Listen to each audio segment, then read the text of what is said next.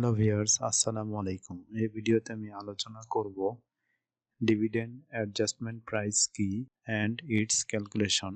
এটা আসলে কোনো একাডেমিক আলোচনা না, এটা পুরোটাই হলো প্র্যাকটিক্যাল এক্সপিরিয়েন্স থেকে আলোচনাটি অত ডিটেল হবে না, কিন্তু আপনি একটা ওভারভিউ পাবেন যে ডিভিডেন্ড অ্যাডজাস্টমেন্ট প্রাইস কি এবং এটা কিভাবে নির্ণয় করা হয়।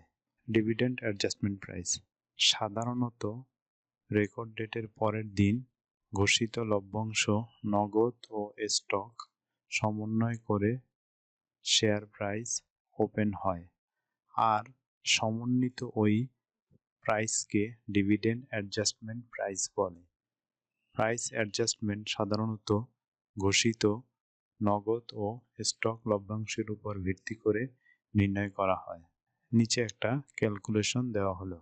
ধরুন একটা কোম্পানি যার বর্তমানে মার্কেট প্রাইস হচ্ছে 10 টাকা রেকর্ড ডেটের পূর্বে।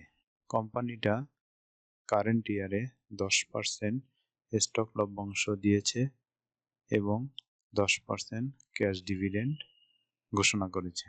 তাহলে 10% হিসেবে ক্যাশ ডিভিডেন্ড আসে 1 টাকা 10 টাকার উপরে।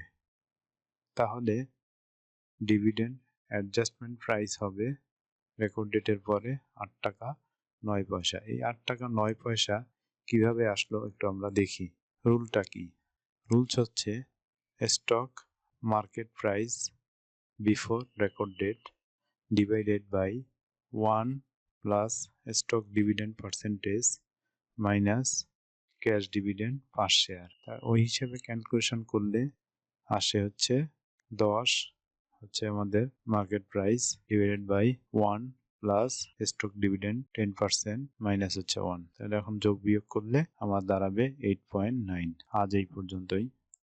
ভিডিওটি ভালো লাগলে সকলে এই চ্যানেলটি সাবস্ক্রাইব, লাইক, কমেন্ট ও শেয়ার করে আমাকে উপরে উল্লেখিত সকল বিষয়ে ভিডিও বানাতে উৎসাহিত করবেন এবং পাশে থাকা বেল বাটনটি ক্লিক করে রাখবেন, যাতে করে নতুন ভিডিও আপলোড হওয়ার সাথে সাথে আপনার কাছে নোটিফিকেশন যায়।